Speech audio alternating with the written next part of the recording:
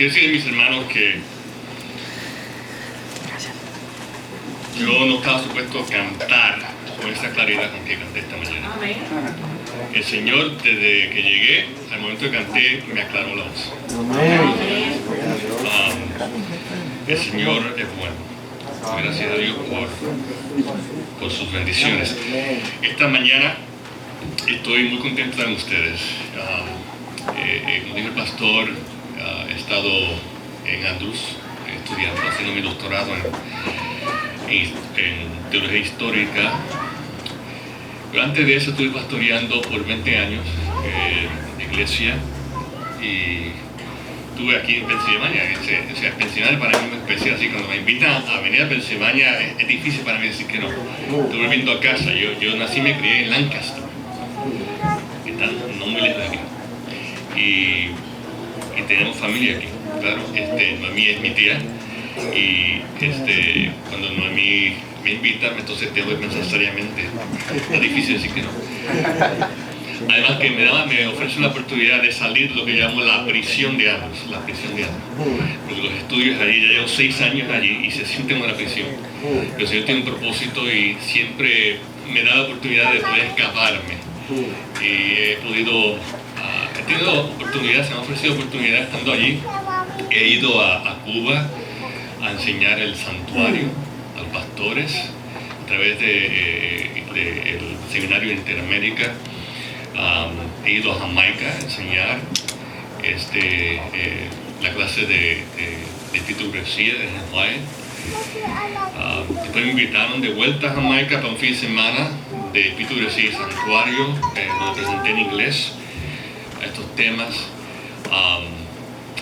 He ido a México a enseñar en verano el desarrollo de la teología adventista en la historia.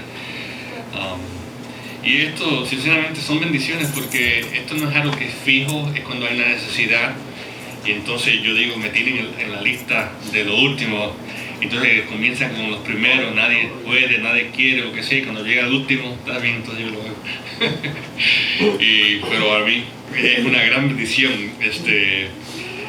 ¿Cómo es que el Señor me llama del ministerio pastoral para irme a estudiar a mi edad, que es una cosa difícil, quiero decirle, difícil emocional, psicológico, familia, es otra historia. Mi hija, lo curioso es mi hija y yo nos vamos a estudiar a la misma vez. Una loquera, sinceramente, financiera, una loquera. ¿Cómo es que los dos se van a estudiar? Mi esposa es la que está trabajando full time. Una loquera, pero las loqueras no se hacen si uno pone oración y ve que el Señor abre camino. Loquera sin el Señor es doble loquera. Pero loqueras con el Señor es sabiduría del cielo y el Señor nos ha abierto el camino. Mi hija ya se graduó, también estudió teología, es capellana en un hospital en el estado de Ohio. Su esposo que está estudiando para dentista y nosotros todavía estamos en Andrews. Así que ella comenzó conmigo, terminó trabajando y yo todavía sigo ahí así poco a poco, una tortuga que eventualmente llega, pero se tarda en llegar.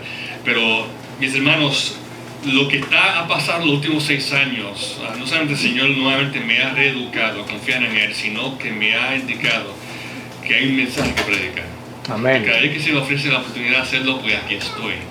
Y le doy gracias al pastor Orellana, que es conocida ahora más personalmente, y a su familia, y también a mí y su esposo, y a todos ustedes, porque sin ustedes, pues esto no estaría pasando. Así que yo les doy gracias a ustedes por traerme aquí. Para mí es un privilegio estar aquí con ustedes. Ahora, le aviso de antemano, esta semana va a estar bien cargada en asunto de estudiar la Biblia, estudiar la profecía y entender lo que el Señor nos ha dado como pueblo y por qué es que nos llamamos adventistas del séptimo día, cuál es nuestra identidad, cuál es nuestro mensaje, por qué más que nunca hoy es urgente ese mensaje. Esta semana vamos a dedicarlo a eso, este día vamos a dedicarlo bastante a eso. Eso significa que si a usted le gusta comer a las tardes, yo le recomiendo, si puede ayunar, si puede hacer un ayuno espiritual, hágalo. Ahora, no le estoy pidiendo que lo hagan todos los días, pero si pueden hacerlo y les gusta y quieren hacerlo de no comer a las tardes cuando vengan, o comer algo liviano, para que ahí el estómago no esté molestando mientras estamos predicando o presentando, háganlo. Es un consejo que le hago, porque el cerebro, donde todo está procesando, si todo usted está escuchando, llega al cerebro. Si está ocupado con la comida, ¿qué pasa? Te pasa como me pasa a mí, después de comer, cuando estoy estudiando. Yo nunca estudio después de comer. Quizás cojo una siesta. Pero comer, estudiar no mezcla, porque estoy dormido y no entiendo nada, aunque lea todo. Así que uno de los mensajes que vamos a ver en el libro de Daniel es, y hoy vamos a ver que Jesús cita, es que lea, entienda. Y que lea, entienda. Y para entender necesitamos la mente santificada del Espíritu, que es aquí donde razonamos y entendemos las cosas. Por eso es que el cerebro, de hecho, la idea de la Iglesia Adventista y el mensaje de salud está conectado a esta realidad. No es para que estemos saludables para servir al pecado ni al diablo. No necesitamos ese tipo de reforma por salud para ser obreros del enemigo. Necesitamos ser obreros de Dios y por eso es que queremos ser saludables. Queremos ser saludables para poder glorificar a Dios en nuestros hechos. Entre más duramos en este mundo, más problemas le damos al diablo y más problemas le damos a aquellos que son enemigos del evangelio. Así que nuestra capacidad de vivir en este mundo, y de hecho esto es un testimonio, es lo que he venido a entender a medida que he estudiado esto tras 2 años, que la reforma pro salud, como dijo Elena White, la tercera, la mano derecha del mensaje, que también tiene esa implicación, es para que podamos cumplir la misión de Cristo. Eso es todo. Si alguien le añadió otra cosa, hay que quitar toda esa grasa, quitárselo del medio, porque nosotros necesitamos estar saludables para predicar a Cristo. Así que, anyway, como les dije, puedo seguir por diferentes rumbos y nos apartamos del mensaje de esta mañana, pero no. Ustedes saben que estamos viviendo un tiempo bien particular. Ha habido momentos diferentes en la historia que el mundo ha estado en crisis. Piensen quizás en la Segunda Guerra Mundial. Si estudian un poco la historia, en la Segunda Guerra Mundial, y ustedes ven documental, el mundo estaba como que se iba a acabar todo. O sea, era terrible lo que estaba pasando, los millones y millones de personas que murieron por la maldad de los hombres. Los adventistas en aquel tiempo igual estaban presentando las profecías bíblicas para darle seguridad a el mundo y un mensaje de esperanza, dando a entender que el mundo no iba a terminar con una guerra así entre las naciones, pero que todo esto era un principio de dolores, que nuestra esperanza está en Dios. Y pues claro, después de la Segunda Guerra Mundial, Estados Unidos y Rusia fueron de los que más se beneficiaron. El país de Estados Unidos, como nosotros lo hemos gozado, creciendo aquí, lo que gozaron nuestros padres, es un país post Segunda Guerra Mundial. Es un país que se benefició económicamente después de la Segunda Guerra Mundial, obviamente porque ganó la guerra junto con los aliados, Rusia entre ellos, en Europa. Así que hemos gozado ese periodo de prosperidad. Y quiere decir que ese tiempo está acabando. Ese tiempo está llegando a su fin. En parte es porque los principios que han representado a este país por tantos años, principios que tienen su base judía cristiana, no se están poniendo en práctica. Están violando los principios bíblicos que han guiado a esta nación. Y lo que pasa es que cuando una nación se aparta de los principios de Dios, Dios no puede seguir bendiciendo. Ahora, nosotros vemos que ha habido muchas guerras, demasiadas guerras que este país ha estado envuelto. Y ves, claro, acá nosotros escuchamos las noticias y escuchamos la perspectiva de este país americano, de por qué estamos en la guerra. Y nosotros, pues claro, muchos de nosotros, si no todos, somos ciudadanos y hemos, we have pledged allegiance to the flag, ¿verdad? Hemos mostrado lealtad a la bandera. Hasta el día de hoy, cada vez que cantan el himno nacional de este país, pues mi corazón se conmueve. Yo soy nacido y criado aquí. La bandera de Estados Unidos representa también parte de mi identidad. Pero este país ha estado envuelto en muchas guerras en los últimos años. Esas guerras no son de gratis. El costo sobre todo es en la sangre de nuestros jóvenes que van y pelean esa batalla, que en muchas veces son sin razón. de una perspectiva moral. Las naciones pues hacen su argumento por qué ir. Pero poco a poco esta nación se ha ido inclinando a guerra y guerras. Eso tiene un costo también económico. Las guerras donde se envuelve el país pues envuelven muchas deudas que nosotros no vemos directamente, pero vemos que comienza a faltar cosas que asumíamos que debían estar siempre, en las divisiones políticas que hay en este país. Y ahora lo más recién, vemos cosas que el hombre no puede controlar. La guerra es algo que el hombre puede hasta cierto punto decidir, porque se decide hay que ir a guerra o no. Y a veces no es fácil la decisión, pero una vez se decide, es una decisión humana, se va y se aceptan las consecuencias. Pero los fenómenos naturales no son de los hombres. Aunque hay científicos que dicen, no, que estamos creando muchas cosas, que si global warming y todo esto, y puede haber algo de cierto en eso, pero nosotros como cristianos sabemos que hay otras cosas, más allá de lo científico. Y es el hecho de que la gracia de Dios, el Espíritu Santo, se está lentamente alejando de este mundo. La protección que Dios ha tenido sobre este país, en forma muy especial, por razones que no podemos entrar ahora, pero son históricas y que tienen un propósito definido, se está alejando. Es algo lento pero progresivo.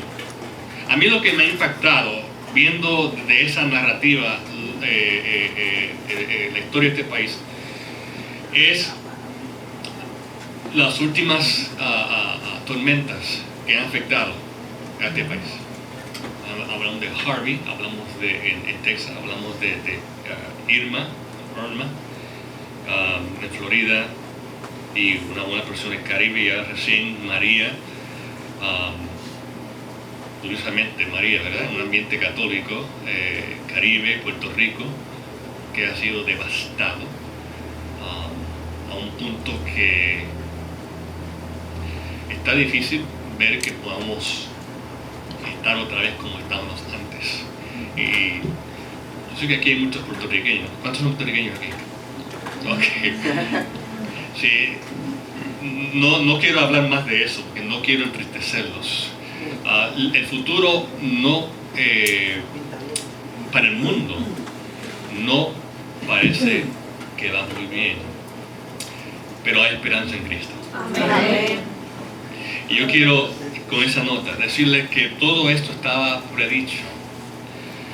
La pregunta es, ¿cómo nosotros, como cristianos, primeramente, y como adventistas del séptimo día, cómo nosotros debemos ver esos fenómenos y qué significa eso para nosotros? Todo lo que nosotros hacemos en la vida y lo que nos afecta en nuestro ambiente, todo tiene significado. Esa es la perspectiva humana, la perspectiva divina para el ser humano, que todo tiene significado. ¿Por qué? Porque Dios en su soberanía tiene un propósito para nosotros. Lo vemos en Génesis, pero ese propósito fue afectado por el pecado, pero aún así envió la simiente de Jesucristo. Hay esperanza para la humanidad. Así que lo que pasa en el mundo nos está de una u otra manera guiándonos hacia ese fin, esa conclusión de esta narrativa terrible que el pecado ha creado, para comenzar una nueva narrativa de victoria para siempre en paz con Cristo Jesús. ¿Dónde estamos en esa narrativa que se está desarrollando? Eso es lo que queremos ver esta semana. ¿Qué significan estos fenómenos? En Mateo capítulo 24, les invito a que abramos nuestras Biblias, en Mateo capítulo 24. Y voy bastante rápido por aquí, ¿verdad? Porque yo sé que a algunos le va a dar hambre bastante rápido. Y no quiero que estén en ayuno obligados. Pero me dice el pastor y el anciano que después del almuerzo, si ustedes desean, podemos tomar un tiempito antes que ustedes se van a las casas y hacer una visita o algo antes de la noche, la reunión de la noche, para tocar quizás alguna inquietud que tenga sobre este tema, alguna pregunta, y también abundar un poco más en lo que no voy a abundar en la mañana porque es demasiado. Pero tengo un objetivo principal y quiero enfocarme en eso y entonces que podamos ver esto. Pero en Mateo 24 nosotros encontramos uno de los estudios, algunos dicen sermones, más bien un estudio, es un estudio porque es Jesús y sus discípulos. Seguramente habían otros, pero Jesús y sus discípulos fueron apartados, están hablando, dialogando sobre estos temas, acerca del fin. Hay dos sermones en los evangelios que Jesús presenta, y los dos marcan en una forma sintetizada, resumida, lo que Jesús nos ofrece a nosotros como cristianos, como creyentes. El primero es el Sermón del Monte, es cómo debemos vivir como cristianos en este mundo, las bienaventuranzas. Y fue al principio de su ministerio, encontramos en Mateo 5. Y el último es este sermón del Monte de los Olivos, que es un sermón acerca del fin. Interesantemente, se da precisamente unos pocos días antes de que Jesús llegara a su fin en este mundo, es decir, cuando fuera a la cruz y muriera, y antes de ascender al cielo. Así que vamos a tocar este sermón del Monte de los Olivos y el contexto.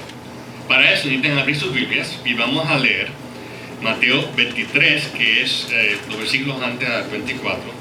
Ustedes saben que en los manuscritos originales no existen divisiones, así que a veces hay que leer un poco antes para tener un mejor sentido de lo que se está desarrollando. Así que Mateo 23, versículo 37 en adelante. Si tenemos, digan amén. Okay. Esto es ya hacia el final. Jesús ya tuvo la entrada triunfante, donde la gente estaba gritando Hosana, Hosana al hijo de David. Pero sin embargo en su corazón había tristeza, porque él sabía que esos mismos que gritaban Hosana al hijo de David después iban a gritar que lo crucificaran unos días después. Ellos buscaban un Mesías que había de liberarlos de los romanos. No querían el Mesías varón de dolores. Entonces Jesús dice: Jerusalén, Jerusalén, que matas a los profetas, que apedreas a los que te son enviados. ¿Cuántas veces quisiste juntar a tus hijos, como la gallina junta sus polluelos debajo de las alas, y no quisiste? Y aquí vuestra casa os es dejada desierta. Porque os digo que desde ahora no me veréis hasta que digáis: bendito el que viene en el nombre del Señor. Esos tres versículos son clave. Jesús está triste, acongojado al ver Jerusalén, porque esta es la ciudad de paz, representa la ciudad de su reino, representa la ciudad del Mesías, es la ciudad de David, es la ciudad que representa todo lo que Dios quería hacer, pero ellos nunca quisieron aceptar. Y ahora su Mesías viene y ellos lo rechazan. Por 3 años y medio Jesús ministró en este mundo. 3 años y medio el liderazgo del pueblo rechazó a Jesús y buscó cómo hacerle la oposición. Por lo tanto, llegó el momento y Jerusalén le quedaba entonces la suerte que le había tocado anteriormente. No era la primera vez que Jerusalén había sido destruida. Ustedes recuerdan la historia de Israel. Jerusalén fue destruida por el rey ¿qué? ¿Qué rey destruyó Jerusalén anteriormente? Nabucodonosor. Nabucodonosor destruyó a Jerusalén. Pero ¿saben? Nabucodonosor se le llama en la profecía un no enviado de Dios. Dios permitió que Nabucodonosor destruyera Jerusalén por la desobediencia de su pueblo. Dios no quería destruir Jerusalén. Dios quería que su pueblo fuera obediente. Dios hubiera protegido Jerusalén. De hecho, Nabucodonosor no quería destruir Jerusalén. Tomó 3 cautiverios, 3 visitas a la ciudad para que entonces eventualmente fuera destruida. La razón es que el ser humano, nosotros, la naturaleza nuestra, humana caída, nuestra naturaleza, si nosotros dejamos rienda suelta a nuestras inclinaciones naturales en este mundo, nos lleva hacia la destrucción personal, la destrucción de nuestra familia y la perdición y pérdida de vida eterna. Somos malos por naturaleza. Yo sé que no nos gusta escuchar eso. Pero siendo cristianos, ¿somos buenos ahora? No somos buenos. Solo Dios es bueno. Ni aún Jesús permitió que el joven rico le dijera bueno, aunque él era bueno. No somos buenos. El primer paso que debemos tomar, si hemos de crecer en Cristo, es mirar al espejo y decir: yo no soy bueno, yo no soy buena. Por naturaleza no somos. Lo que somos buenos es por la gracia divina que el Espíritu de Dios que opera en nosotros puede vivir la vida de Cristo en nosotros. Cuando hacemos algo bueno, cuando obedecemos, cuando seguimos la regla de oro, cuando vamos al prójimo, a nosotros mismos, esto no nos sale natural, esto es porque Dios opera en nosotros. El Espíritu Santo obra en nosotros para que la vida de Cristo se viva en nosotros y a través de nosotros. Para gloria de Dios. Y eso, pues claro, es algo que debemos buscar continuamente. Porque podemos ser como Pedro, y yo sé que yo soy como Pedro. He sido como Pedro muchas veces. En un momento Pedro puede decir: tú eres el Cristo. Tú has recibido una tremenda revelación de Dios, como si tuvieras conexión directa. Tú eres el Cristo, el Hijo de Dios. Y Jesús le dice: muy bien, el Padre te ha revelado. Qué bendición, qué bueno, Pedro. Me alegro que estés en el mismo equipo. Un poco después, Jesús le dice: te tengo que decir la verdad, vamos para Jerusalén, pero lo que nos espera allá no es bueno. Allá me van a tomar preso, me van a azotar, me van a matar. Pero el tercer día voy a resucitar. Pedro, el mismo que habló verdad, le dice: Señor, que nunca te pase eso. El Señor le dice: parte de mí, Satanás.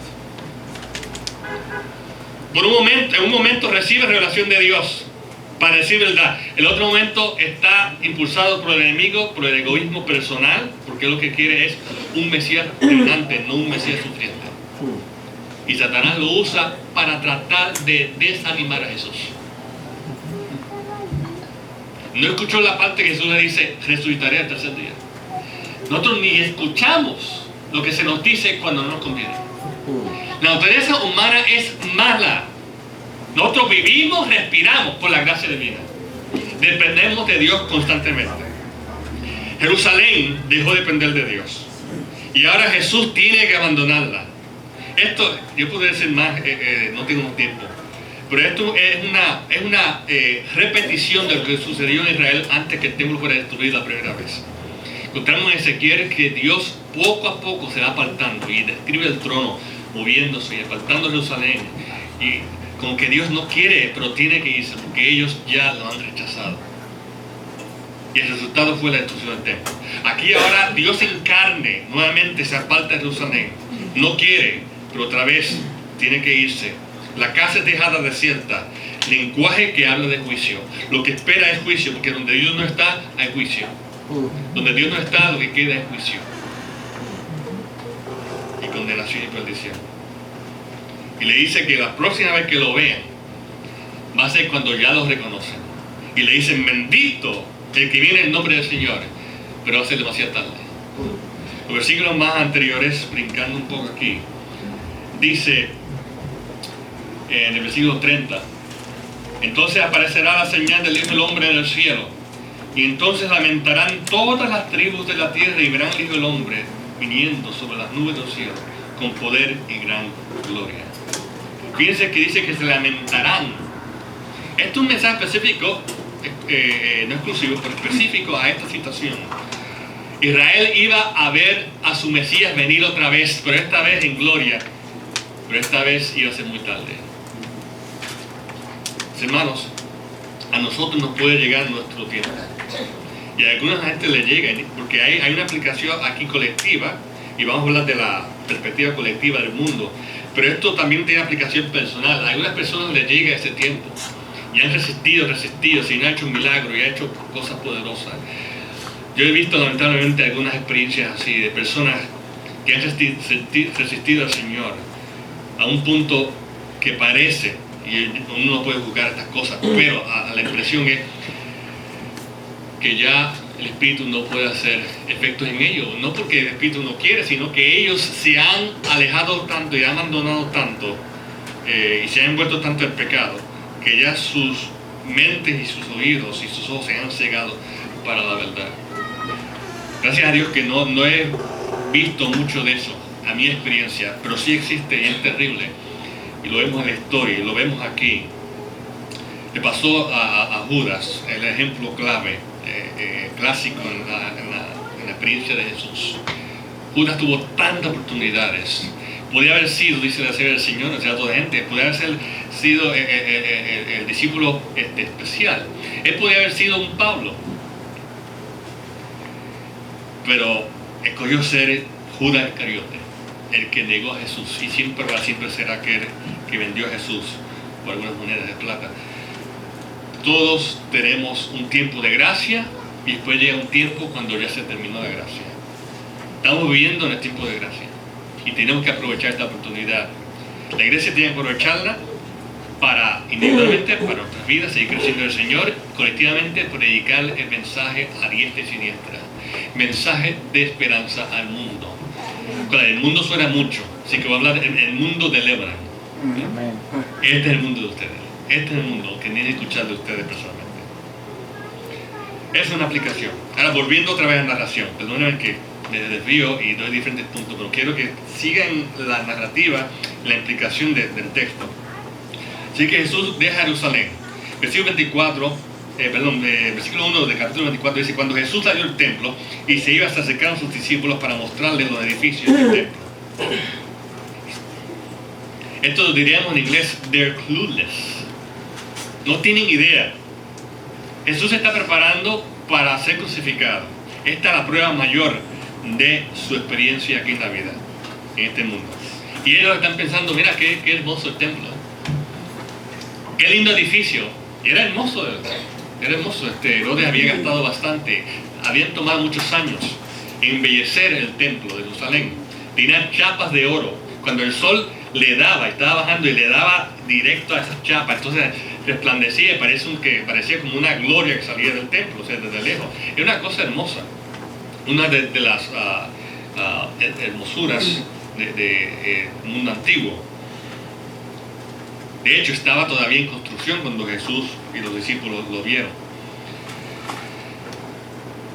Entonces ellos están mostrando el edificio del templo. Versículo 2, respondiendo Jesús le dijo: ¿veis todo esto? De cierto os digo que no quedará aquí piedra sobre piedra que no sea derribada. Después hay un silencio. Versículo 2 al 3 hay un silencio, es intencional. Vemos que dice: estando él sentado en el monte de los olivos, los discípulos se le acercaron aparte, diciendo: dinos, ¿cuándo serán estas cosas? ¿Y qué señal habrá de tu venida y del fin del siglo o del mundo? Así que vamos a repetir lo que pasa. Los discípulos están entretenidos.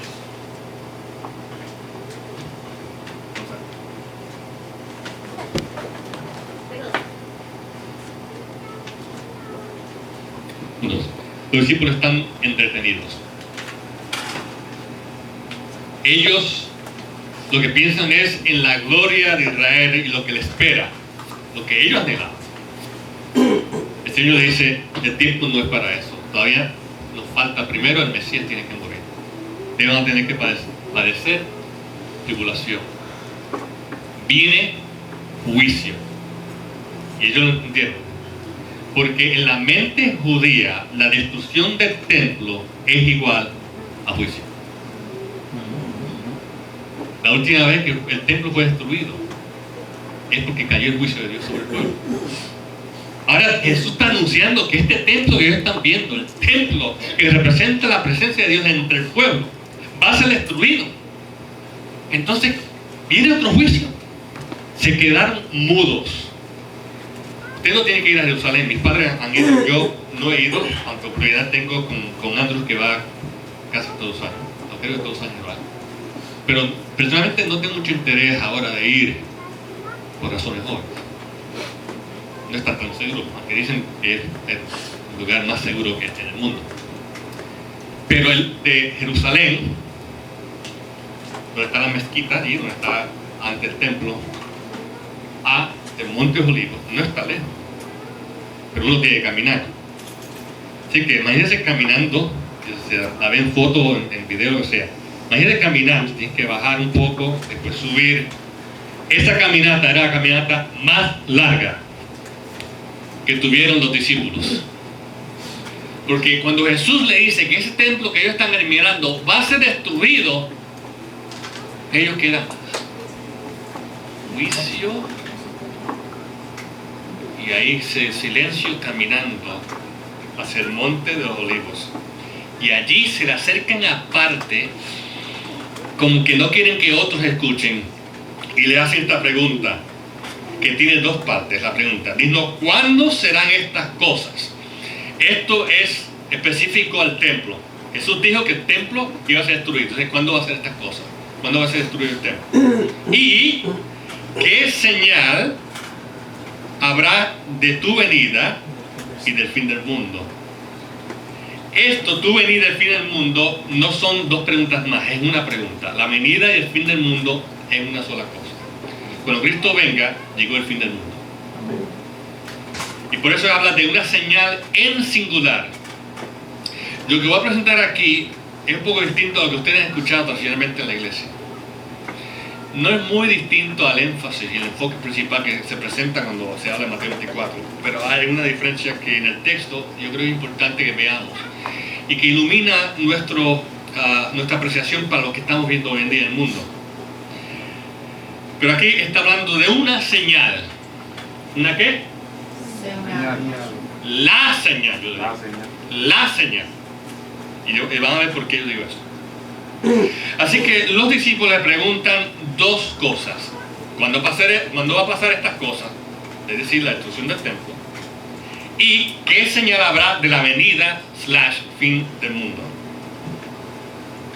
Entonces Jesús comienza a contestarle.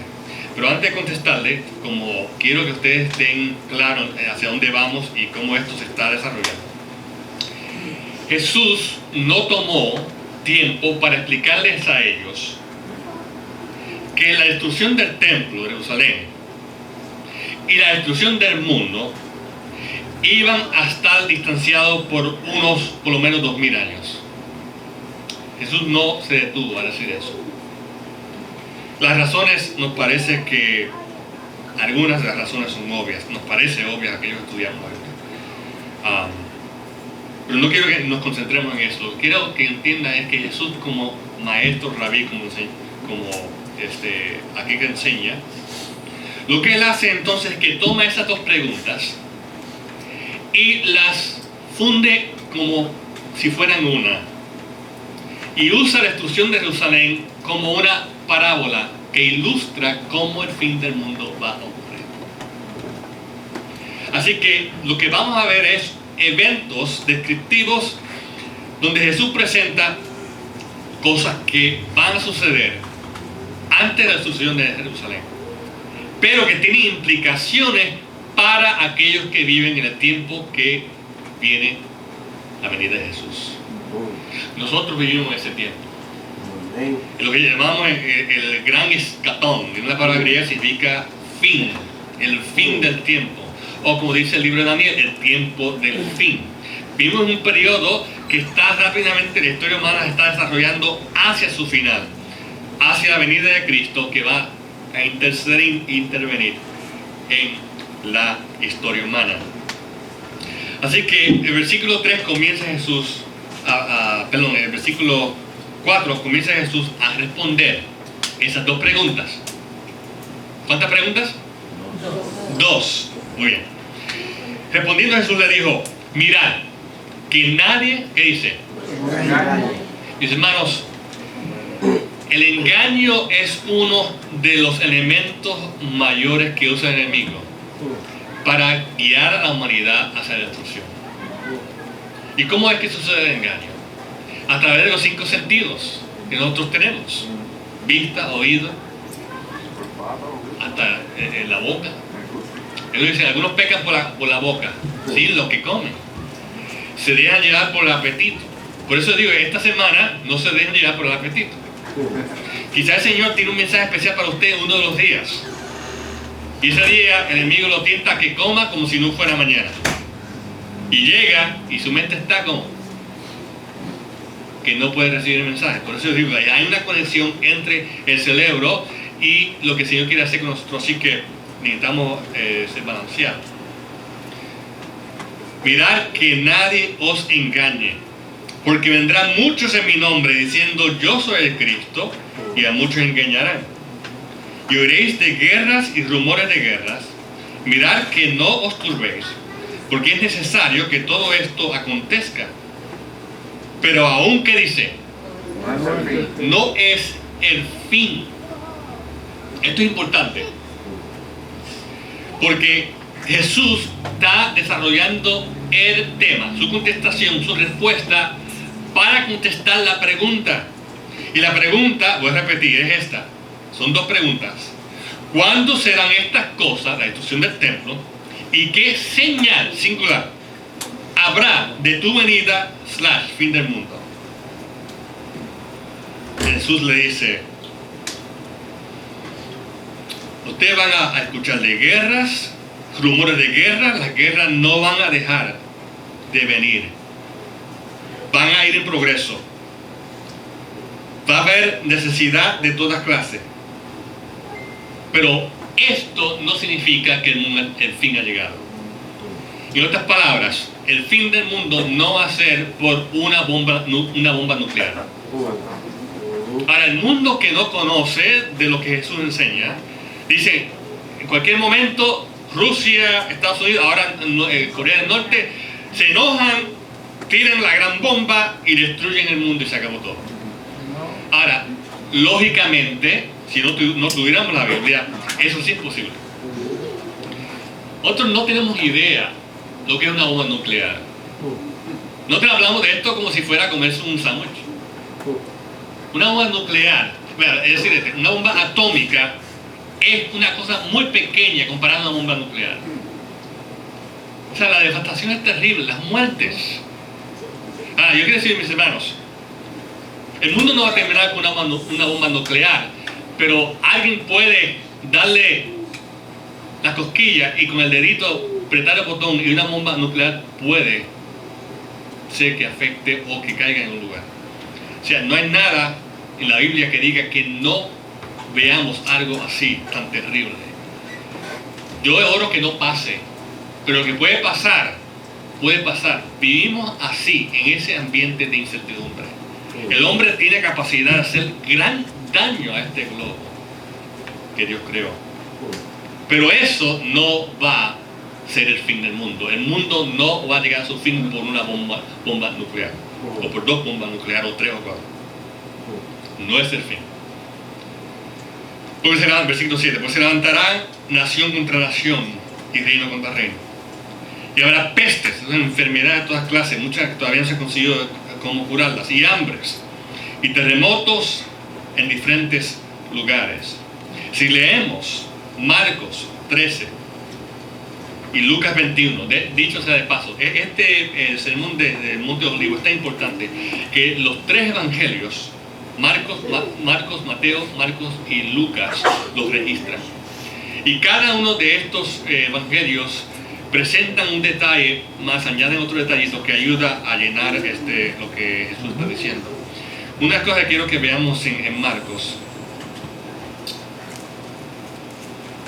o en Lucas, debo decir, Lucas 21. En Lucas 21, fíjense lo que dice. Lucas 21, 11, el mismo sermón del monte, es el mismo contexto, Jesús contestando la pregunta de los discípulos con relación al fin. Y el versículo 11, Lucas 21, 11, si lo tienen, digan amén. Amén. Dice allí, y habrá grandes terremotos y en diferentes lugares, ¿qué dice? Hambres y pestilencia. ¿Y habrá qué? Terror. ¿Y habrá qué? Terror. Hermanos, ya es parte común para nosotros el terror de todos los días en el mundo. Se llama terrorismo.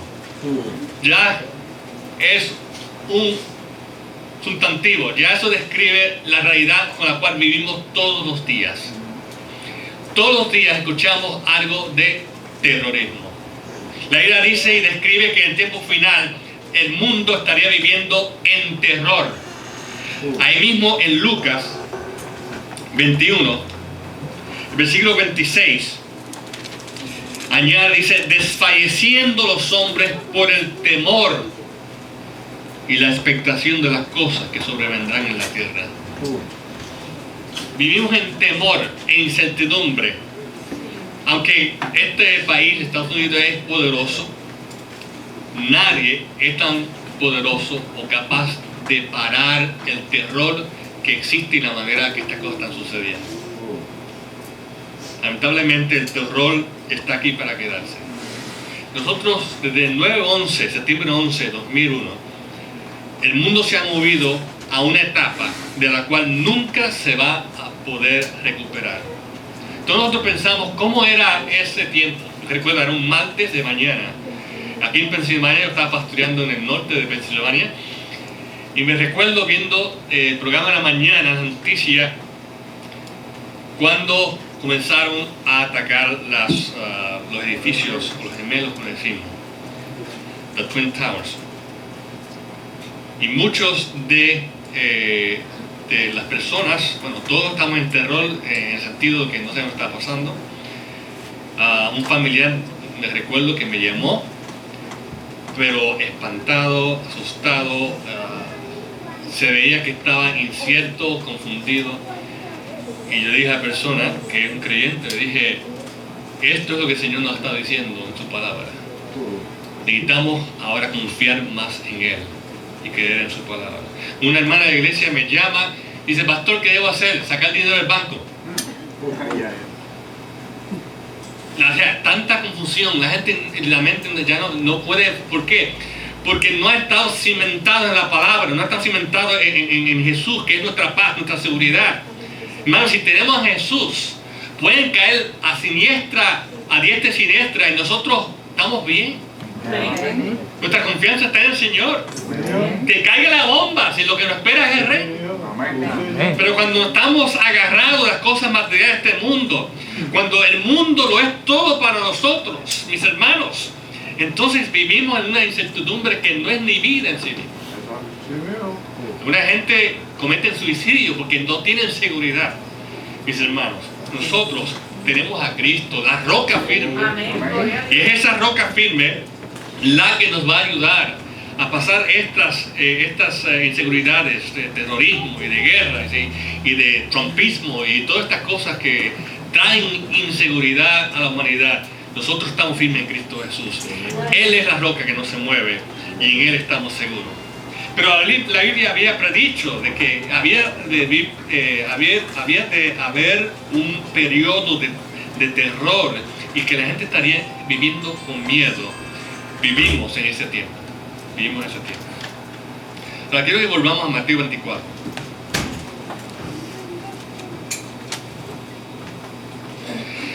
Mateo 24, versículo 8 dice, y todo esto será, ¿qué dice? Principio de dolores. ¿Qué significa eso? Yo quiero que vayamos a Primera Tesalonicenses para entender un poco la manera que hablaban los apóstoles, y aquí en este caso Jesús, en contexto histórico. Pero si vamos a Primera Tesalonicenses, el capítulo 5,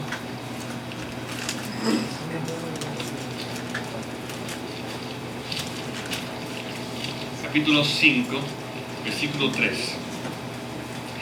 El apóstol Pablo, en este caso, hablando del mismo tema de la segunda venida de Cristo, y vamos a leer el versículo 1 para tener un poco de contexto.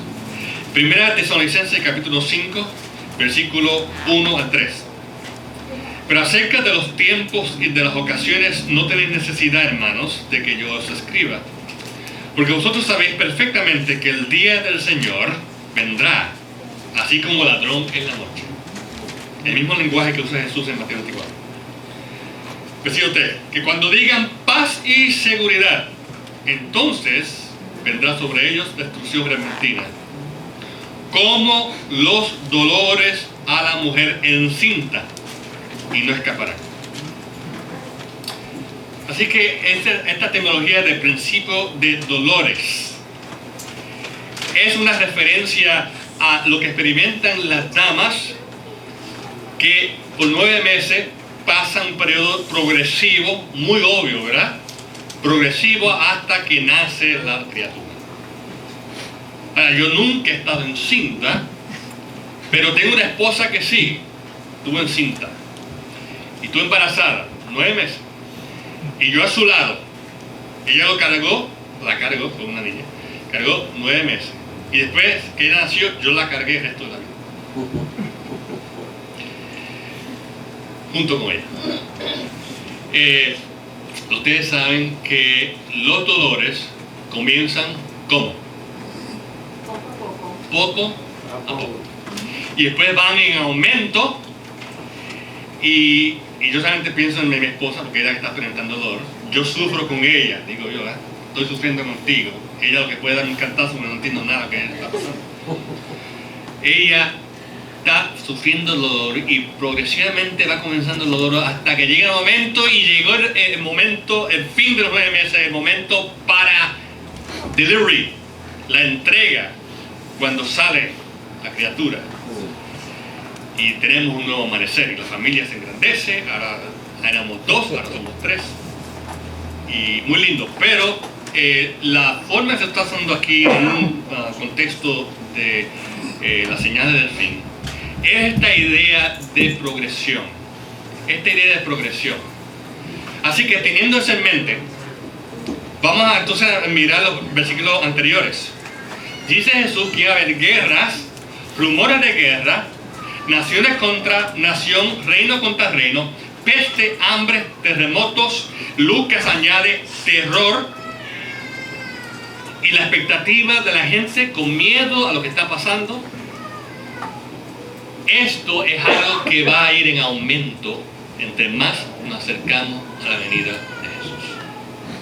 Ahora, si nosotros observamos lo que ha pasado, y solamente como punto de referencia decimos 9-11, porque es el punto más obvio para nosotros que hemos vivido en este periodo, cómo las cosas han progresado de mal en peor en el mundo desde ese incidente.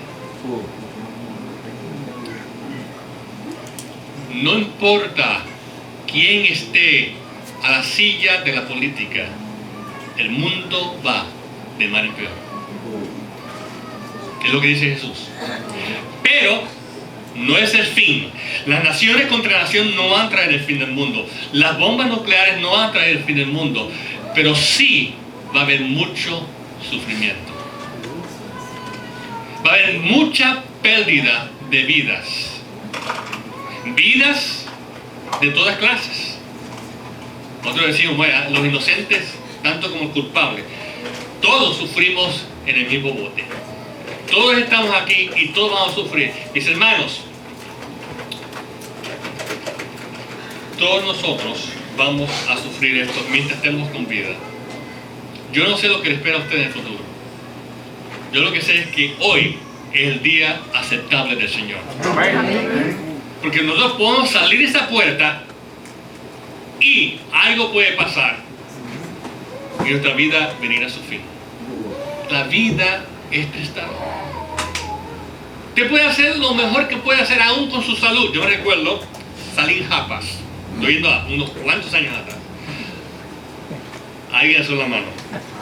Pastor Salim Japas era un evangelista, un líder de la iglesia de los 80, en nombre de Dios. El hombre era vegetariano toda la vida.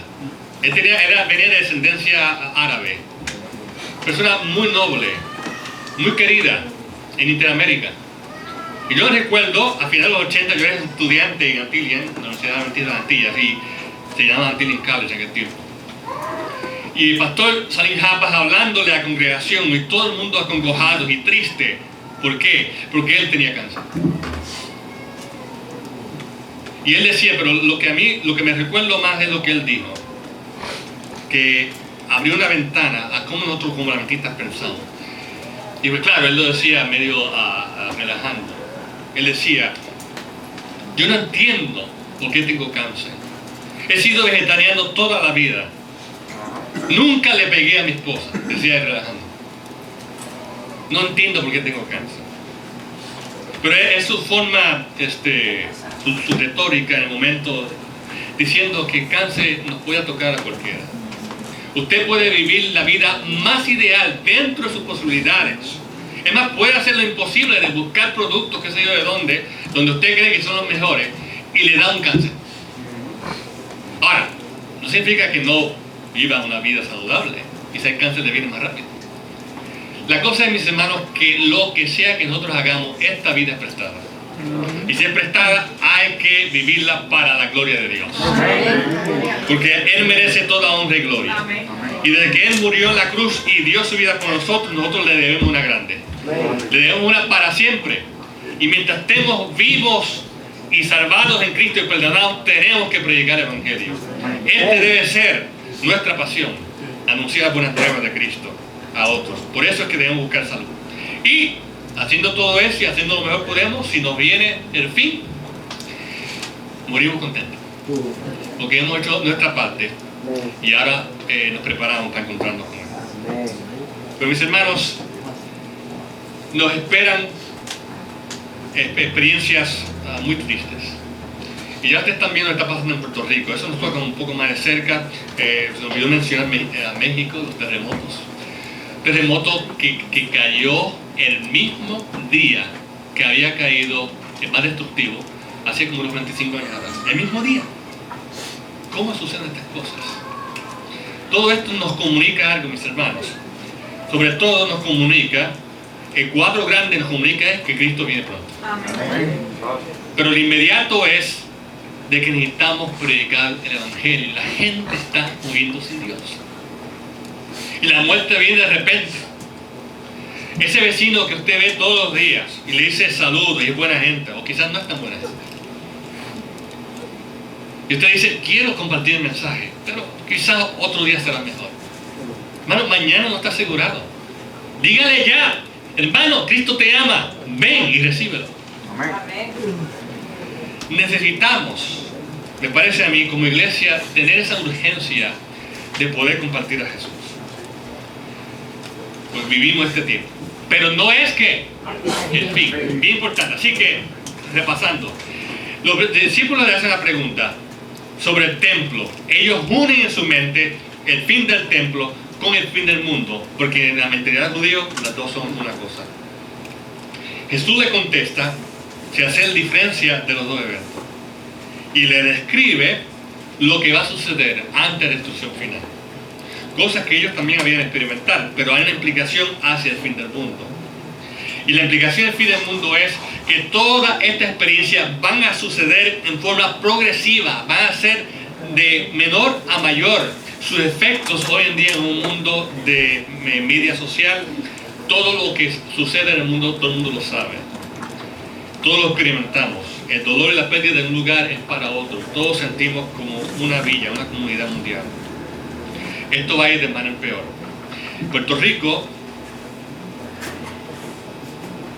está sufriendo y le esperan días difíciles al país. Difíciles. Esto es difícil para mí hablar de esto, obviamente, porque soy puertorriqueño, porque mis padres son puertorriqueños, porque mi familia es puertorriqueña, porque viven allí todavía muchos de ellos, primos, tíos, muchas familias. Tenemos una familia grande. Y tengo, aparte de eso, muchos amigos, muchísimos. Y aparte de eso, la gente, el pueblo, la cultura, la bandera. Puerto Rico ha sobrevivido muchos años sin un desastre de este calibre. Y yo sentía, por lo que conozco de la Biblia, que cuando llegara algo grande, quizá un terremoto o lo que sea, que el pueblo no iba a estar listo. Pero es que es naturaleza humana. Cuando todo está bien, ¿qué? Lo que hay que fiestar, obedece lo que puede pasar. ¿Eh? Es como el joven rico tiene el dinero que heredó. Vamos a gastarlo, olvídate, ¿qué voy a pensar cuando se me gaste? ¿No? Hay que pasarla bien ahora, hay que vivir el presente. Hay que vivir la vida loca. Que el mañana, olvídate que se encargue. No, el mañana viene y tú vas a estar ahí, ¿cómo vas a enfrentarlo? Ahora nos llegó el mañana. Y Los hijos de Dios están sufriendo también, pero tienen fe y esperanza. Amén. Los hijos de Dios están sufriendo, pero tienen fe y esperanza y tienen una tremenda oportunidad que están aprovechando, compartir ese amor con sus vecinos. Ustedes saben unas cosas lindas que está saliendo de esto, y es lamentable que tiene que pasar así, pero con toda esta destrucción que está pasando en Puerto Rico está volviendo a esos días cuando eran cosas simples y nos compartíamos las cosas y nos amábamos como comunidad, como vecinos, y dependíamos más de la tierra que Dios nos dio, y no del Walmart que Estados Unidos nos dio. Yo quiero decirle, esto es un poco personal, es un poco de un anuncio, pero relevante. Yo nací aquí y me crié, pero cuando tenía 14 años mis padres se mudaron a Puerto Rico y de los 14 hasta los 24 estuve allí. Y fue una linda experiencia para mí. Linda experiencia poder conocer al país de así, no de la herencia que mis padres me daban, pero sí personalmente. Y aprendí a amar el país. Aprendí a amar la islita del Encanto.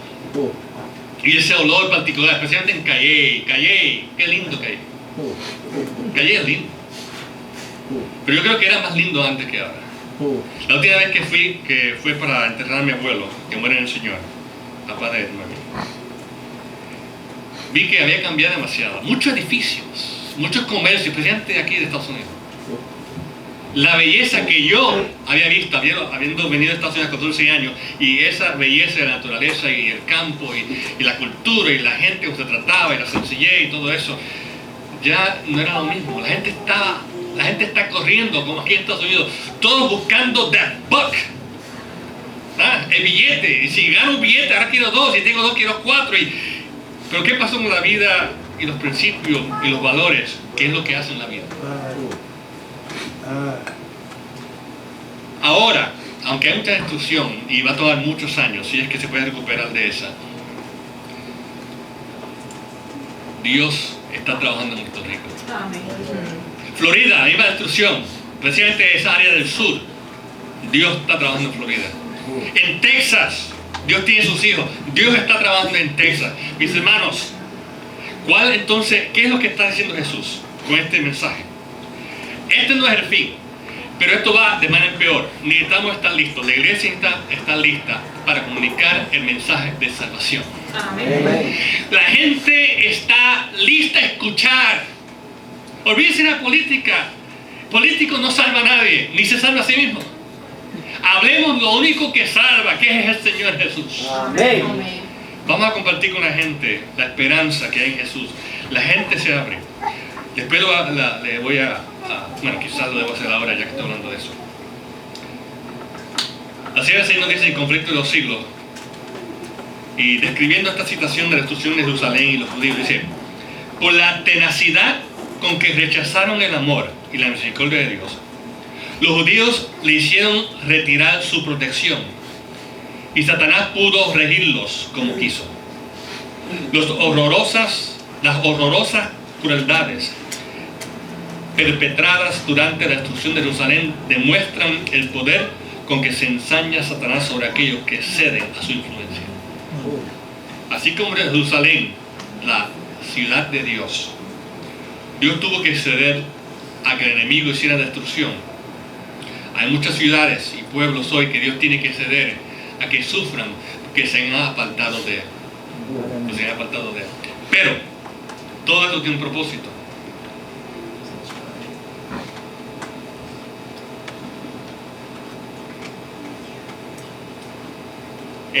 Otra vez en el conflicto del siglo, página 34, nos dice: no podemos saber cuánto debemos a Cristo por la paz y la protección de que disfrutamos. Es el poder restrictivo de Dios lo que impide que el hombre caiga completamente bajo el dominio de Satanás. Los desobedientes e ingratos deberían hallar un poderoso motivo de agradecimiento a Dios en el hecho de que su misericordia y clemencia hayan coartado el poder maléfico del diablo. Pero cuando el hombre traspasa los límites de la paciencia divina, ya no cuenta con aquella protección que le libraba del mal. Dios no asume nunca para con el pecador la actitud de un verdugo que ejecuta la sentencia contra la transgresión, sino que abandona a su propia suerte a los que rechazan su misericordia, para que recojan los frutos de lo que sembraron sus propias manos. Todo rayo de luz que se desprecia, toda admonición que se desoye y rechaza, toda pasión más sana que se abriga, toda transgresión de la ley de Dios son semillas que darán infaliblemente su cosecha. Y sigue.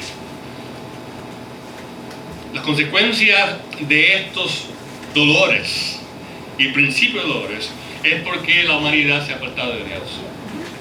Entonces, ¿qué debemos hacer? Pues anunciarles cómo Dios quiere que se acerquen a Él. Amén. El Evangelio de Cristo es el puente de salvación para todos aquellos que sufren en estas angustias de hoy, sean terremotos, sean fenómenos de huracán, sean guerras. Dios es y sigue siendo y será la respuesta. Jesús es la esperanza del mundo. Amén.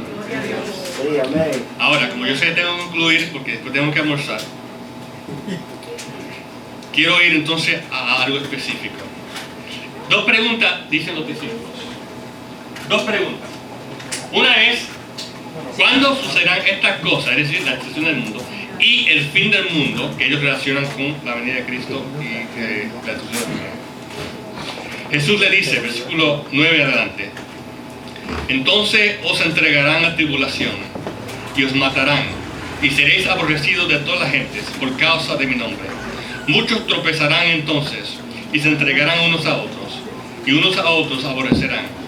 Y muchos falsos profetas se levantarán y engañarán a muchos. Y por haberse multiplicado la maldad, el amor de muchos se enfriará. Ese versículo 12, el amor se enfriará. Si leemos en Lucas 21, en referencia a ese elemento, ahí dice que los padres y los hijos se van a matar. ¿Qué pasa con la violencia que estamos viendo hoy, mis hermanos? La violencia ha aumentado a un punto que ya no hay respeto ni por aquellos de la misma sangre de uno. Esto Jesús dijo que iba a pasar. Iba a ir de mal en peor, iba a ir en aumento. La sociedad se está derrumbando. Versículo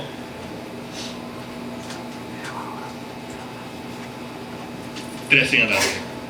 Más el que persevere hasta el fin, este será salvo.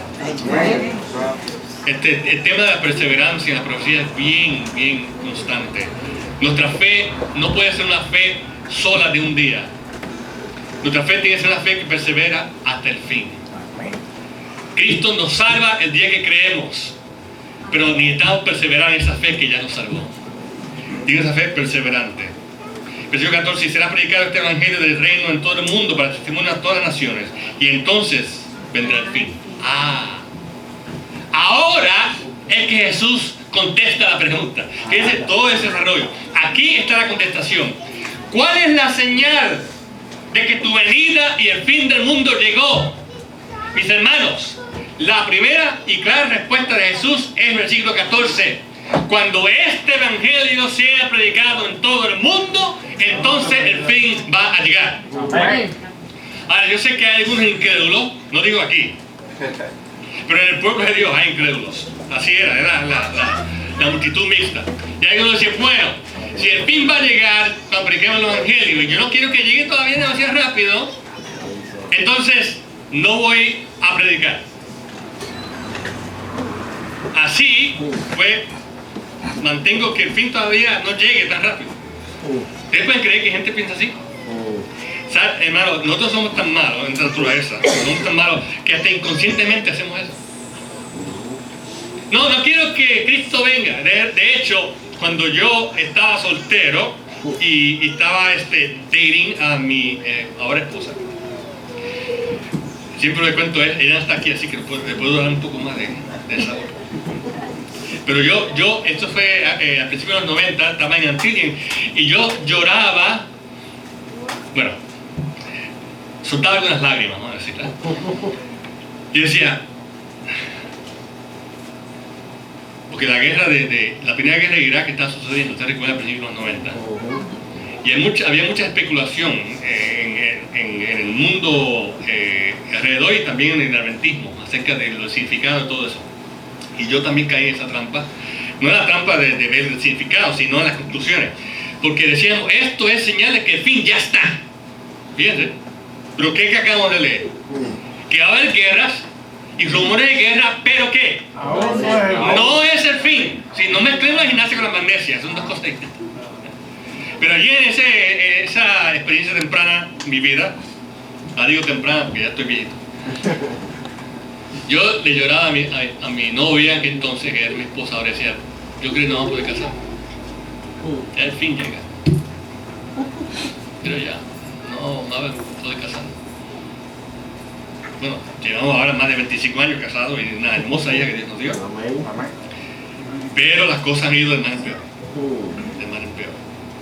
La realidad, mis hermanos, es que este es un tiempo para nosotros predicar el Evangelio.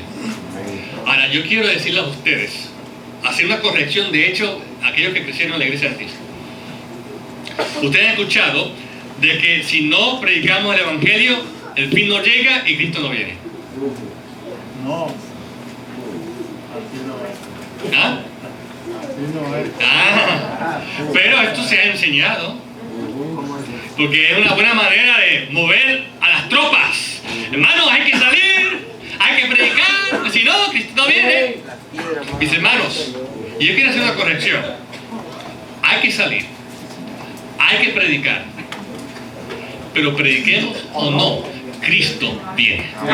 Con nosotros y sin nosotros. Él habrá de aparecer en las nubes de los cielos. Pero es bueno que estemos nosotros ahí, dijo. Yo digo, Señor, yo sé que tú vienes conmigo y sin mí, yo preparo o no, pero que yo esté preparado, yo quiero estar allí. Yo quiero ser parte de la tropa de Cristo, los soldados de Cristo, peleando la batalla del Evangelio cuando Él venga. Como dice, es una parábola que aparece también en Mateo 24, que cuando Él venga, encuentre a su siervo haciendo fielmente lo que Él le pidió. Cuando nosotros miramos el desafío que tenemos nosotros, si hablamos del mundo cristiano, que por lo menos están predicando a Cristo, ¿verdad? Mundo cristiano, y todos los lugares y toda la gente necesita escuchar ese mensaje básico, la cosa parece imposible. Parece imposible. India, uno de los países más poblados del mundo. China, que tiene que controlar la cantidad de gente que nace de tanta población. Aunque el Señor está haciendo milagros allí, hermanos. Esto en Antonio no se habla mucho, y yo no sé por qué. Pero quiero decirles, mis hermanos, y perdonen que haga un anuncio aquí, pero en la China, Dios está levantando un pueblo invisible. Allí, no solamente en el cristianismo, la iglesia adventista allí está floreciendo. Y quiero decirle otra cosa, un secreto, no se lo digan a nadie.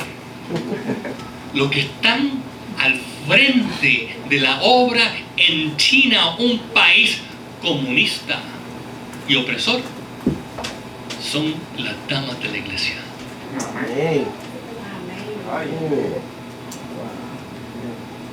Le dejo con eso. Lo que el Señor hace, yo solamente lo tengo que contar. Eso está haciendo el Señor. El Señor va a terminar la obra, hermano. Yo sé que nosotros nos gusta dar estadísticas. Tenemos ahora mismo 19 millones de adventistas en el mundo. Eso es lo que podemos contar. 19 millones, porque hay algunos no podemos contar. Mis hermanos, eso no es suficiente. 19 millones suena mucho a nuestros oídos, pero mis hermanos, este mundo tiene billones de personas. Cada día mueren sin escuchar el nombre de Jesús. Pero comenzamos a pensar de esa manera. Decimos, pero Señor, manda obreros a la viña. Quiero decirle, mis hermanos, que el Señor está buscando y reclutando obreros de donde nosotros ni siquiera nos imaginamos. Y algunos de esos obreros no están entre nosotros. No los podemos identificar, pero Él los ha identificado. Mis hermanos, yo quiero decirle algo. Esta obra va a terminar más rápido de lo que usted piensa. Y no es por lo que usted hizo o dejó de hacer. Es porque cuando llegue el momento y la hora, Cristo dice, consumado es, se acabó el tiempo de llegar y traer a casa a mis hijos.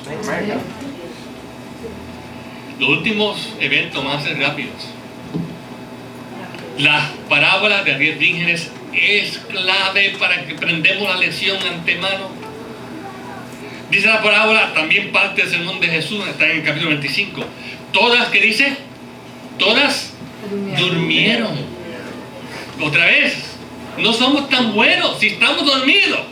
Para una fiesta de Cristo no somos tan buenos. Pero algunos dependieron más de Dios y se llevaron la vasija con aceite, pues sabían que hay que estar preparado, porque lo inesperado viene y uno nunca sabe cuándo. Y pasó lo inesperado, porque el marido o el esposo no vino cuando ellos esperaban y hubo una tardanza. Aquellos que no hicieron preparación, llegó el esposo, exclamó a medianoche, ¡salir a recibirle! No es ir a prepararse, recibirlo. Las que tenían vasija en el aceite entraron y se gozaron con el Señor. Aquellas que no dando el aceite, las otras hubieran deseado darle, pero dice, no podemos darte, pues si te damos, nos quedamos sin ella. Hermano, esto es una lección tan importante. Usted puede hacer todo lo que puede hacer para ganar almas, pero usted no puede hacerlo descuidando su alma. ¿Escucharon bien? Usted puede hacer todo lo que puede hacer para ayudar a su hermano en la fe, pero usted no puede hacer eso descuidando su fe. Así es. Y hay algunos que hacen eso. Hay algunos que hacen eso. Así que, ¿cómo terminamos? Bueno, esto lo vamos a seguir después, pero vamos a terminar esta parte aquí diciendo esto. Una señal. Hay 3 señales que son una realmente. Que Jesús habla, que es lo que dice que el fin llegó. Cuando la predicación del Evangelio, todo el mundo, llegó el fin. Nosotros no sabemos cuándo va a pasar eso. Así que hay que estar listo, porque en cualquier momento Jesús dice, consumado es. Y Él va a traer almas al cielo y nos va a introducir. ¿Ves todos esos chinos? Nunca fueron parte de la iglesia organizada adventista, pero eran fieles creyentes en mí. Aquí están. Y en Pakistán, en Irak, Irán, mis hermanos, estos países que son el centro de las noticias hoy, mis hermanos, ahí es donde el diablo está impidiendo, porque él sabe más por tiempo que por diablo. Él sabe más por tiempo que por diablo. Él sabe que esos países, allá en el departamento de misión, se llama The 1040 Window. Es una ventanilla simbólica, mental, de esa parte de norte de África y Palestina y Medio Oriente. Toda esa área, mis hermanos, es donde menos ha entrado el Evangelio. Y si el Evangelio entra ahí, la lógica es, si el Evangelio entra ahí, entonces estamos cerca del fin. Ahora, lo que nosotros podemos medir está difícil, porque nada se puede hacer público. Hay jóvenes árabes, palestinos, que están abriendo su corazón a la palabra de Dios. Algunos son cristianos a escondidas, y para ellos es más fácil aceptar las verdades del sábado y estas verdades que enseñamos los adventistas del juicio y todo eso, porque eso es parte de su cultura. Mis hermanos, cuando Cristo venga, vamos a ser introducidos a muchos árabes que nunca fueron parte de la iglesia organizada, pero que fueron adventistas del séptimo día. ¿Por qué? Porque Dios es el que va a terminar la obra. Así que si no podemos medir, como estamos acostumbrados, cada 5 años tenemos una sesión general, ¿verdad? Congreso de la sesión general de los adventistas, y allí se hacen las estadísticas. La idea es que cómo está progresando la obra. Mis hermanos, no nos dejemos llevar por eso. Todo eso está bueno, nos ayuda a ver que estamos progresando y qué estamos haciendo, pero no se dejen llevar por eso. Dios tiene la estadística correcta. Dios tiene la matemática correcta. Y quiero decirle que la matemática de, según yo veo lo que está pasando en el mundo, indica que Él está cerca por venir. Es decir, la predicación del Evangelio está avanzando más rápido de lo que pensamos. Ahora, usted dice, entonces, ¿cuál es mi parte? Si se está predicando, el Señor va a predicar y Él va a venir como quiera. ¿Cuál es mi parte? Mis hermanos, su parte es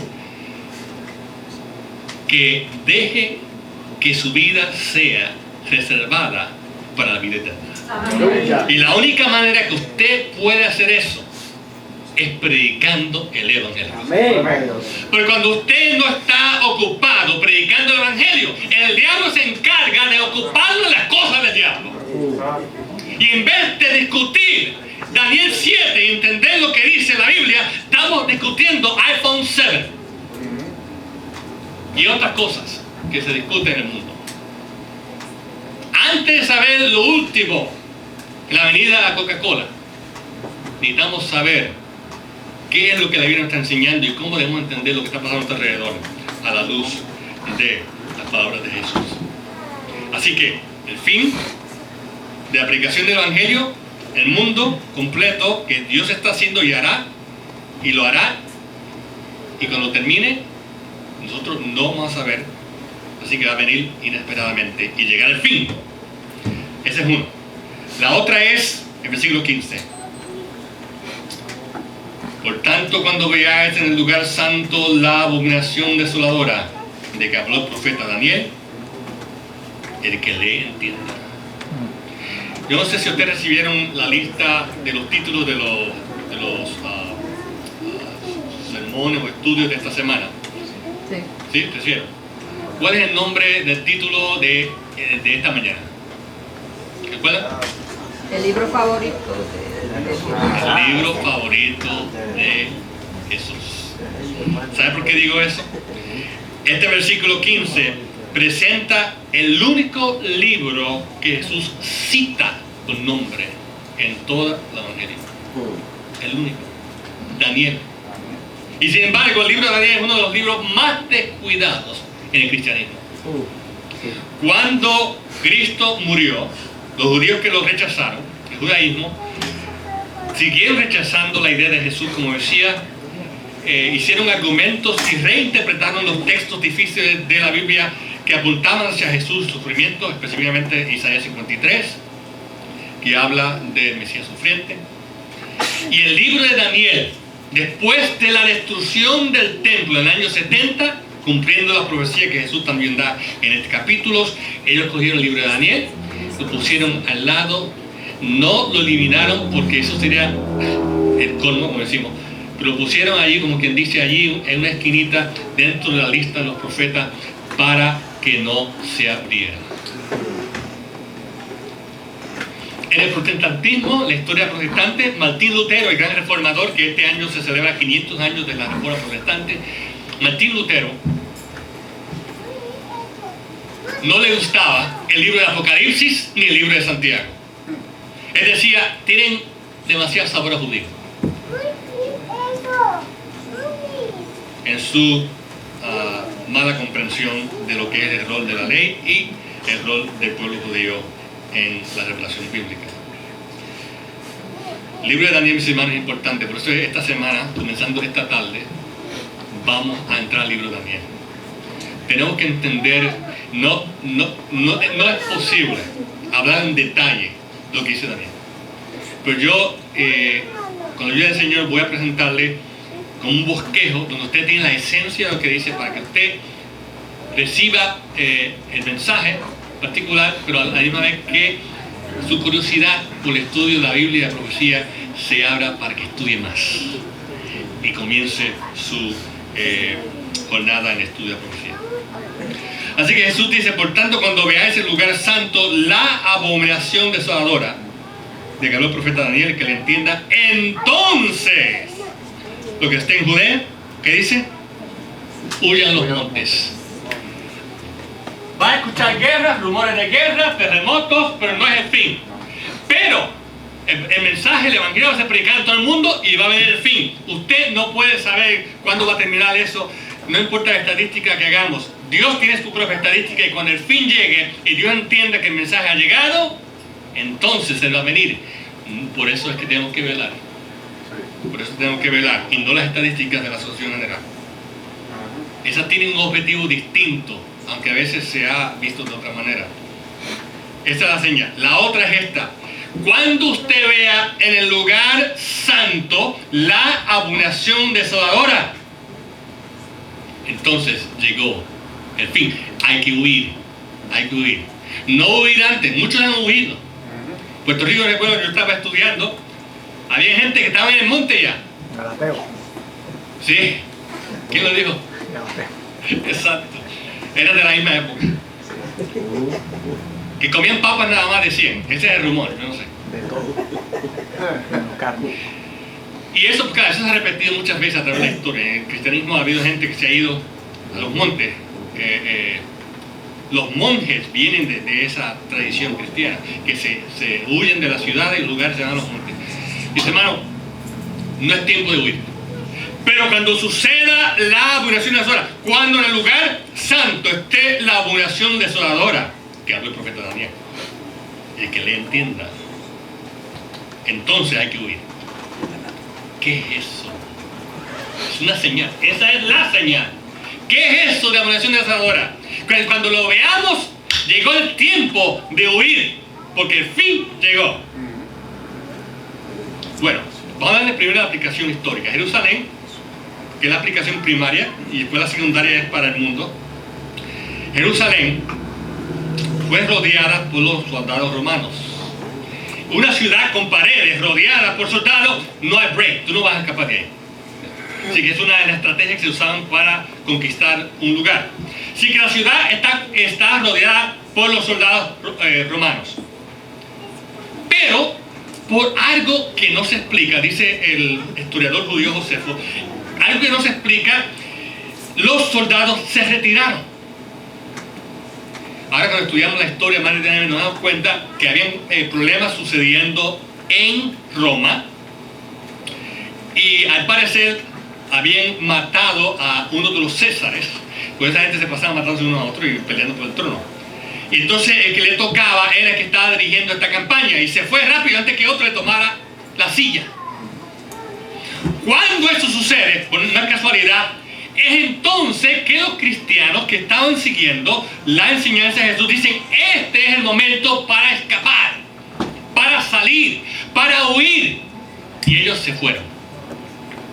Pudieron salir. La ciudad, con paredes, por las puertas, salieron y huyeron. Los judíos que no huyeron, los que no creían en Cristo y no recibieron en serio su mensaje, se quedaron. Vieron,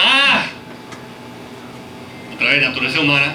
Los judíos decían, mira, los romanos se fueron porque Dios está con nosotros. Los romanos se fueron porque Dios está en nuestra parte. No, esa no era la razón. Los romanos soldados se habían alejado porque Dios intervino para que los cristianos tuvieran tiempo de correr. Los cristianos fieles se fueron de la ciudad. 3 años después vinieron los romanos otra vez. Rodearon la ciudad otra vez. Los judíos no querían rendirse. Esta era la actitud judía. No querían rendirse. Ellos sentían, Dios está con nosotros. No van a poder. Mira lo que pasó la primera vez. Lamentablemente, la casa había sido dejada desierta. Y los judíos infieles que habían rechazado a su Mesías se quedaron y fueron destruidos. Los romanos destruyeron la ciudad y en forma, dice el historiador Josefo, en forma que no se entiende, no se puede explicar, el templo, que era lo más hermoso y lo que querían preservar, también fue destruido. Todo fue destruido. Y ahí en el lugar donde estaba el templo, los romanos pusieron su insignia de su poder y de su autoridad romana. Y los judíos que veían eso, veían en el lugar santo la abominación desoladora. La abominación porque era idolatría y abominación desoladora porque fue destructiva y destruyó todo. Ahora, ¿qué significa eso para nosotros? ¿Qué implicación tiene esa ilustración, que era una parábola, de la historia de destrucción de Jerusalén para el fin del mundo. Y esa es la pregunta que vamos a tocar más tarde. Ahí lo vamos a dejar. Pero quiero decirles que la tercera señal, que es parte de la contestación que Jesús le da a la señal en singular, se encuentra en el versículo 30. Entonces aparecerá la señal del Hijo del Hombre en el cielo. Y cuando Cristo venga, se acabó todo. Es el fin de este mundo, pero el comienzo de la vida eterna. Mis hermanos, estamos viendo muchos eventos que nos anuncian que Cristo está cerca. Tenemos que dejar de pensar como hemos pensado en forma tradicional, aquellos que llevan toda su vida en la iglesia, como yo. Hay cosas que nosotros, como los judíos, hemos creado, tradiciones y formas de pensar que están equivocadas, que crean una inseguridad falsa. Nuestra seguridad está primeramente en la palabra de Dios. Nuestra seguridad está en Cristo Jesús. El Evangelio, cuando se predica en todo el mundo, dice Jesús, tendrás el fin. Pero ¿cuándo va a ser eso? No está en manos de nosotros. Dios está a la cabeza de su iglesia y está en la cabeza de esa misión. Y mis hermanos, cuando eso termina, que por lo que parece y lo que vemos está cerca, nosotros tenemos que estar ahí al lado de aquellos visibles e invisibles que están trabajando con Cristo. Amén. Y cuando aparezca la abominación desoladora, tenemos que poder identificarla. No vamos a poder identificarla si no hemos estado de rodillas estudiando la palabra de Dios. Porque solamente los entendidos entenderán. Daniel, fíjense cómo termina el capítulo 12, el libro de Daniel, el último capítulo de Daniel. Dice, versículo 10, muchos serán limpios y emblanquecidos y purificados. Esto es una referencia a persecución. Los impíos procederán impíamente y ninguno de los impíos entenderá, pero los entendidos comprenderán. Mis hermanos, ¿queremos ser parte de los entendidos? Amén. Fíjense cómo la Biblia lo presenta. Los entendidos, se envuelve cómo usamos nuestra mente santificada por el Espíritu. Esta tarde, después del almuerzo, vamos a seguir con este tema para dar más directo a lo que es la abominación desoladora. Y yo sé que vamos a comer. Coman todo lo que quieran, pero dejen cerebro para la tarde. Que el Señor nos ayude a poder prepararnos para el fin. Esta tarde vamos a entonces ver la presentación. Si tenemos una presentación pero no hay tiempo, la vamos a usar para esta tarde. Dios le bendiga. Amén.